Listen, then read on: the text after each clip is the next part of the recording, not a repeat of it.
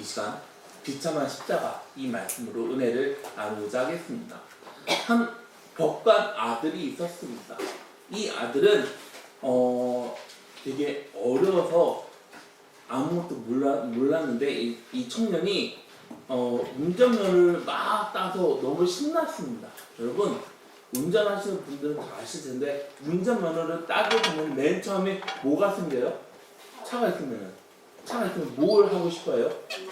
운전하고 싶어 하죠. 근데 이 청년 너무 어려운 나머지 자동차를 끌고 나갔는데 신나게 달리다가 그만 교통사고가 나고 말았습니다. 청년은 잡혔고 재판을 받기 위해 법정으로 들어왔는데 판사하고 눈이 마주친 순간 이 청년은 살았다. 나는 살았다. 왜냐하면 그 판사는 이 청년의 아버지였습니다. 아버지를 본 청년은 마음이 너무나도 편해졌습니다. 아버지는 나를 무죄를 때려 주시겠지. 아버지는 나를 용서해 주실 거야. 아버지는 나는 이렇게 생각하지 않았겠습니까? 아버지 판사, 나는 분명하게 용서받을 거야. 나는 벌금도 받지 않을 거야. 하는 생각은 아버지 봤는데 아버지는 굉장히 엄숙한 얼굴로 아들을 째려보면서 재판을 시작을 하겠습니다. 피고 이름을 대세요. 그래서 철없는 아들이 아버지 저예요. 아버지 저예요. 아버지 저라고요. 저 아버지 아들이에요. 그래서 아버지는 여기는 법정입니다. 여기에서는 사사로운 말을 할 수가 없습니다. 어서 이름을 대세요. 그런 바람에 아들은 할 수 없이 저는 누구입니다. 피고 주소는요 아버지하고 같은 집에 살고 있습니다. 그래서 아버지는 어서 주소를 대세요. 그래서 아들은 할 수 없이 주소를 말했다고 합니다. 그리고 아버지는 아들에게 벌금 얼마나 선고되었을까요? 무려 500만 원. 500만 원이라는 판결을 냈어요. 아들은 너무나도 서운했어. 아니 어떻게 아버지가 나한테 벌금을 선고할 수가 있어? 어떻게 나한테 그렇게 할 수가 있어? 바닥에 주저앉아 아버지가 나 이제 아버지하고 말하지 않을 거야. 완벽하게 삐져가지고 나 아버지 쳐다보지도 않을 거야. 그런데 아버지가 덕간 옷을 벗고 정장 입은 다정한 아버지 모습으로 아들한테 와서 아들아 내가 너무 지나치다고 생각하니? 나는 이 나라 법의 질서를 지켜야 하는 사람이란다. 너가 내 아들이라 해서 정에 끌려 법을 어기면 되겠니?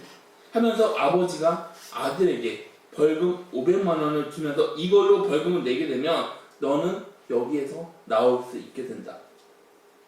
아들은 그제서야 아버지의 마음을 알았다고 합니다. 법을 지키려고 재판했던 아버지, 벌금을 대신 내어주신 아버지, 우리는 죄로 죽을 수밖에 없습니다. 그런데 우리 하나님은 우리를 살리시기 위해 아무런 죄가 없으신 독생자 예수 그리스도를 십자가에 못 박혀 죽이셨습니다. 예수님은 우리를 구원하기 위해 십자가를 지셨습니다. 그리고 십자가에서 희생당하셨습니다. 한 신학자가 인도에서 선교할 때 노인이 길에서 말하는 것을 우연히 들었다고 합니다.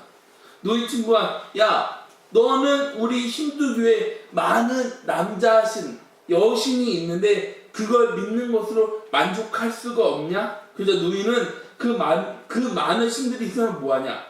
정작 나를 위해 죽은 신은 아무도 없는데. 이 말 너무 멋있는 고백이지 않습니까? 근데 맞습니다. 오직 예수님만이 나를 위해 십자가에서 목숨을 내어주신 구세주이십니다. 이게 기독교의 본질이면서 핵심이지 않습니까? 여러분 공자, 맹자, 석가는 우리를 위해서 십자가를 지지 않았습니다.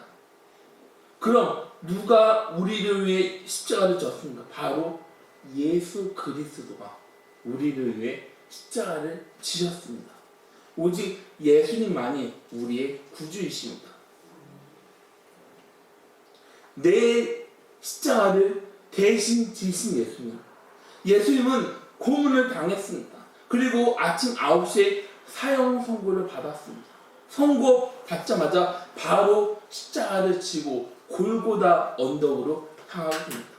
역사학자들은 이때 십자가를 180근 약 200kg라고 합니다. 예수님은 신문으로 인해서 잠을 한숨도 못 주무셨습니다. 그 상태인데 로마의 군인들은 채찍, 발로 예수님을 찼습니다. 예수님은 십자가의 무게를 이기지 못해 넘어질 수밖에 없었습니다. 얼마나 무거운 십자가입니까? 로마 군인 가운데 한 명이 건강하게 보이는 시몬이라는 사람에게 강제로 십자가를 지게 합니다. 우리가 생각해야 하는 것은 예수님이 내 십자가를 대신 지셨다는 것입니다. 십자가는 예수님이 져야 하는 것이 아닙니다. 십자가는 내 인생의 무거운 짐이지 않습니까? 그런데 예수님이 내 인생의 무거운 짐을 대신 져주셨습니다. 그래서 예수님이 뭐라고 말합니까? 마태복음 11장 28절 말씀에 보면 수고하고 무거운 짐진 자들아 다 내게로 오라. 내가 너희를 쉬게 하리라. 내 모든 짐을 대신 져주신 예수님 앞에 우리 모든 것을 맡기시길 바랍니다. 여러분, 믿음이 뭡니까? 내 모든 것을 주님에게 맡기는 것입니다. 내 인생의 짐을 십자가 밑에 내려놓으시기를 주님의 이름으로 기원합니다. 한 가정이 있는데 남편은 병으로 일찍 눈을 감았습니다. 부인에게는 두 아들이 있었습니다. 이 부인은 아들을 키우려고 신발 공장에 취직했습니다. 매일 출근할 때 아이들을 맡길 곳이 없어서 아이들을 데리고 출근을 해야만 했습니다. 아이들은 공장 작은 방에서 놀았고 부인은 일을 했습니다. 그런데 아이들은 방이 너무나도 답답하다고 엄마 몰래 나가서 철길로 나갔습니다. 아이들은 철길에서 돌을 치면서 놀고 있었는데 공장 직원이 방에 아이들이 없다 하자 엄마는 아이들을 찾으러 나갔는데 철길에서 놀고 있는 아이들을 발견하게 되었습니다. 그런데 저 멀리에서는 기차가 오는 것을 보고 빨리 뛰어가서 아이들 철길 밖으로 밀었는데 기차는 엄마를 치고 나갔습니다. 동네 사람들이 엄마를 장례를 치른 다음 두 형제는 고아원으로 보내질 수밖에 없었습니다. 그리고 시간이 지나서 아이들이 어른이 된 다음 어머니 무덤에 작은 묘를 세웠습니다. 묘에는 우리 어머니, 사랑하는 우리 어머니. 두 아들은 어머니의 어떤 모습을 기억할까요? 우리 입에 먹을 것을 넣어주시려고 이런 어머니를 기억할까요? 아닙니다. 그럼 우리에게 멋진 옷을 입혀주기 위해 일했던 어머니를 기억할까요? 아닙니다. 그럼 아이들은 어떤 어머니를 기억할까요? 기찻길에서 놀고 있던 우리 생명을 지키기 위해 어머니는 목숨을 바치셨습니다. 바로 아이들은 그걸 기억합니다. 마찬가지로 예수 그리스도 사랑도 우리를 위해 목숨을 바치셨습니다. 그래서 찬송가에 어떤 노래가 있습니까? 내 너를 위하여 몸 버려 피 흘려 내 죄를 속하여 살 길을 주었다. 너 위에 몸을 주건만 날 위에 주느냐. 이런 노래가 있지 않습니까? 주님이 저와 여러분을 먼저 사랑해 주셨습니다. 그리고 주님의 사랑은 지금도 변함이 없으십니다. 심판을 대신 받으신 예수님. 오늘 본문 내용은 사건 내용입니다. 예수님이 아침 9시에 재판을 받고 12시에 십자가에 못 박히셨습니다. 3시에 십자가에서 눈을 감으셨습니다. 그럼 왜 죄가 없는 예수님이 이렇게 죽어야만 했을까요?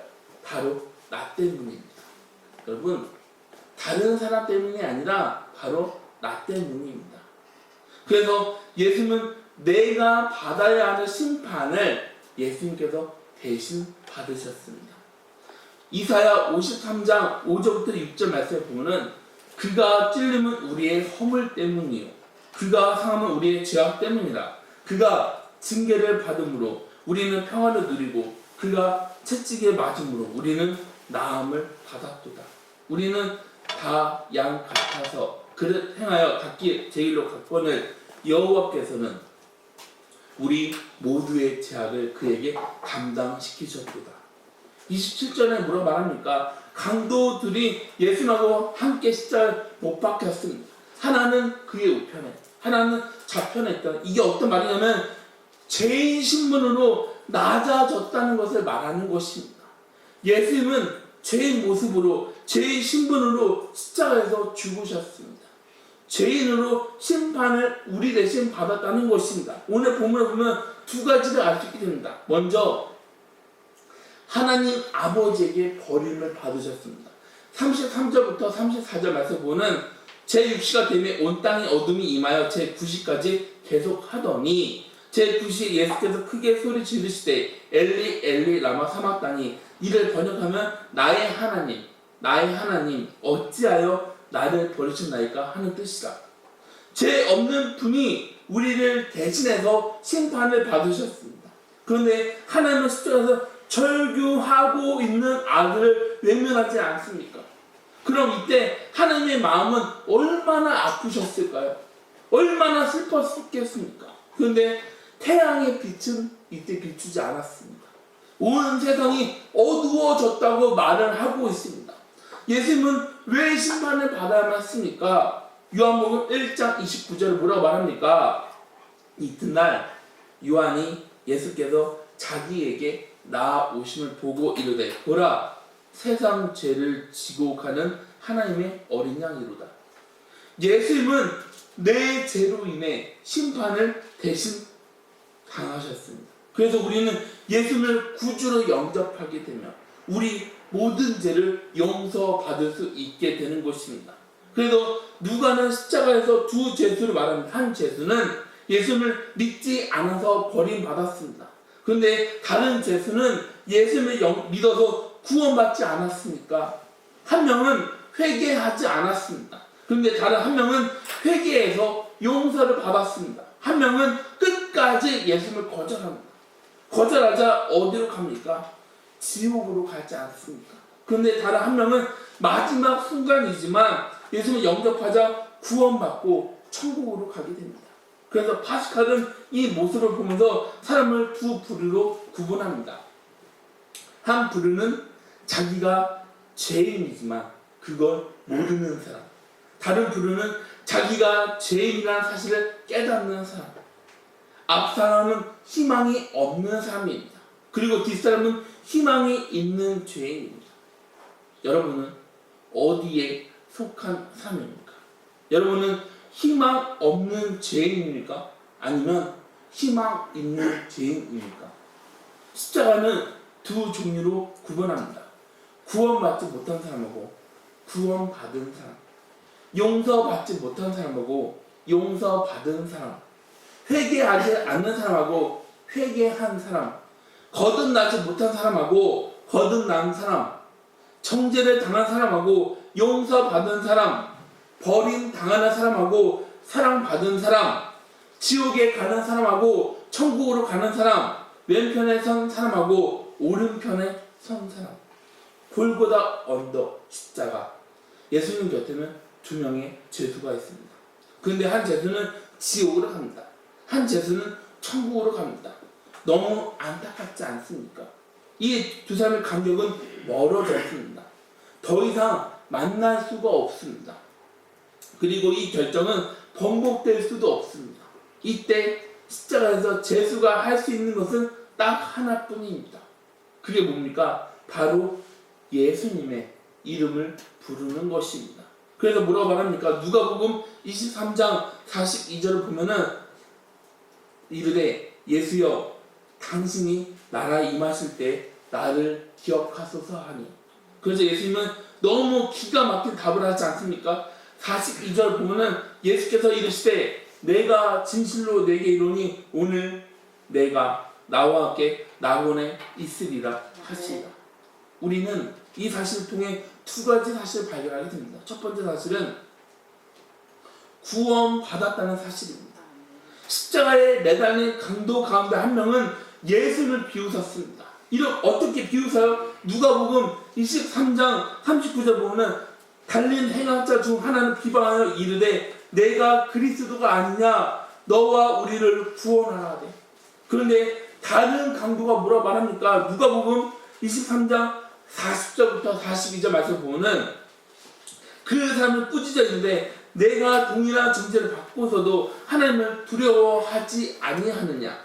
우리는 우리가 행한 일에 상당한 보응을 받은 것이니 이에 당연하거니와 이 사람이 행한 것은 옳지 않은 것이 없느니라고 이르되 예수여 당신이 나라에 임하실 때 나를 기억하소서 하니.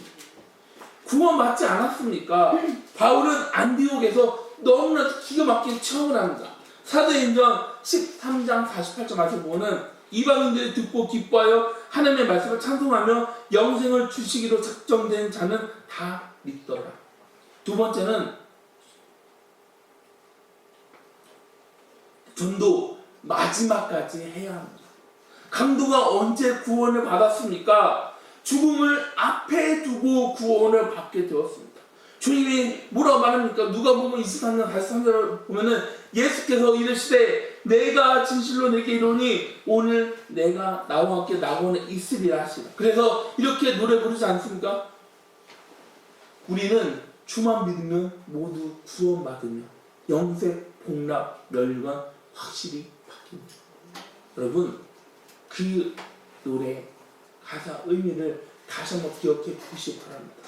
우리 주만 믿으면 모두 구원받으며 영생, 복락, 멸류관 확실히 받겠네. 그리고 주님은 구원을 완성하신 예수님이십니다. 예수님이 십자가에서 죽으실 때 이상한 일이 일어나게 됩니다. 오늘 본문 37절부터 38절에서 보는 예수께서 큰 소리를 지르시고 숨지시느니라. 이에 성소 휘장이 위로부터 아래까지 찢어져 둘이 되니라. 큰 소리를 지르셨습니다. 이거 요한복음 19장 30절에 보면은 예수께서 신포도주를 받으신 후에 이르시되 다 이루었다 하시고 머리를 숙이니 영혼이 떠나가시니라. 다 이루었다. 이 말은 헬라어로 테텔레스타이, 우리의 구원을 완성해서 다 이루었다 이렇게 말한 것입니다. 우리는 예수님이 지는 십자가를 통해 구원을 받았습니다. 특히 요한복음 3장 16절에 뭐라 말합니까? 하나님이 세상을 이처럼 사랑하사 독생자를 주셨으니 이는 그를 믿는 자마다 멸망치 않고 영생을 얻게 하려 하시기로. 하나님은 독생자이신 예수를 죽일 만큼 우리를 사랑하십니다. 그래서 어거스틴이 하나님의 놀라운 사랑을 이렇게 표현합니다. 참으로 이상하면서 놀라운 일이다. 만약 내가 창조주 하나님이라면 이 세상을 심판했을 텐데 이상하게 하나님은 이런 나를 사랑하시다니. 그분이 사랑하는 것도 마치 나 한 사람밖에는 사랑하는 사람이 없는 것처럼 나를 사랑하신다. 내가 이 세상에 남은 유일한 생존자라 해도 그분은 나를 위해 십자가에서 목숨을 버리셨을 것이다. 루터는 요한복음 3장 16절을 뭐라 말하면 축소된 복음이라고 말합니다. 복음 가운데 본질이 있지 않습니까? 이 말씀에는 최고가 등장합니다. 하나님이 최고의 애인이십니다. 이 세상을 최고의 숫자입니다. 민족 온 인류가 다 포함되어 있습니다. 이처럼 사랑하사 최고의 수준이지 않습니까? 본인의 생명을 희생시킨 사랑이십니다. 독생자 최고의 선물입니다. 주셨으니 최고의 행동입니다. 제한이 없는 초대이지 않습니까? 저를 믿는 자보다 최고의 단순한 일입니다. 믿기만 하면 구원받았습니다. 멸망하지 않고 최고의 해방이지 않습니까? 죽어야 하는 죄인인데 자유를 얻게 되었습니다. 영생을 얻으리라. 이 말씀 최고이지 않습니까? 영생 그 이상의 그 어떤 것도 없습니다. 우리 성도 여러분, 우리는 예수님이 진 십자가를 통해 구원의 은혜를 받았습니다. 그래서 성경에서는 뭐라 말합니까? 요한복음 3장 17절 말씀 보면 하나님이 그 아들을 세상에 보내신 것은 세상을 심판하려 하심이 아니요 그로 말미암아 세상이 구원을 받게 하려 하심이라. 십자가 위력에 대해서 말하지 않습니까? 십자가 놀라운 은혜를 말하고 있지 않습니까? 위대한 수학자이면서 천문학자인 코페르니쿠스가 죽음을 앞에 두고 유언을 남기게 됩니다. 그래서 코페르니쿠스는 무덤에 이런 글이 쓰여져 있다고 합니다. 나는 바울이 가진 특권을 구하지 않는다. 나는 베드로에게 준 능력을 구하지 않는다. 내가 원하는 것은 십자가에서 강도에게 준 용서만 원할 뿐이다. 여러분, 우리한테 필요한 게 뭡니까? 바로 십자가 사랑을 통한 용서이면서 구원의 은혜이지 않습니까? 우리는 주님이 우리를 대신해서 지신 십자가를 통해 우리는 구원을 받았습니다. 주님의 십자가는 구원의 능력이 있는 줄 믿으시기 바랍니다. 십자가는 구원의 능력입니다. 십자가는 사랑의 증표입니다. 십자가는 승리의 상징인 줄 믿으시기 바랍니다. 오늘 우리는 그 십자가를 바라보면서 그 십자가를 믿으면서 그 십자가를 붙들고 잡으면서 그 십자가를 보고 기뻐하면서 살아가는 우리 사순절이 되는 우리 귀한 성도님들이 다 되시기를 주님의 이름으로 소망합니다. 다 같이 기도하시겠습니다. 사랑이 많으신 주님은 이 세상에 내려오지 않아도 되는 분이신데 우리를 구원하시기 위해 내려오셔서 우리를 대신해서 십자가를 짊어졌습니다. 주님, 우리가 무엇이기에 주님께서 그렇게 하셨습니까? 주님, 우리는 말할 수 없는 은혜를 받았습니다. 그래서 우리는 살아가면서 늘 주님의 은혜를 기억할 뿐입니다. 주님, 우리를 그렇게 주님께서 인도하여 주시옵소서. 우리가 다른 것에 관심을 갖는 것이 아니라 다른 것을 바라보면서 나아가는 것이 아니라 오직 살아서 역사하시는 예수님만 의지하면서 나아갈 수 있는 예수님에게 순종하면서 나아갈 수 있는 우리 귀한 성도님들이 되어질 수 있도록 아버지 주님께서 인도하여 주시옵소서. 이 모든 말씀 예수님의 이름으로 기도드렸습니다. 다 같이 함께 일어나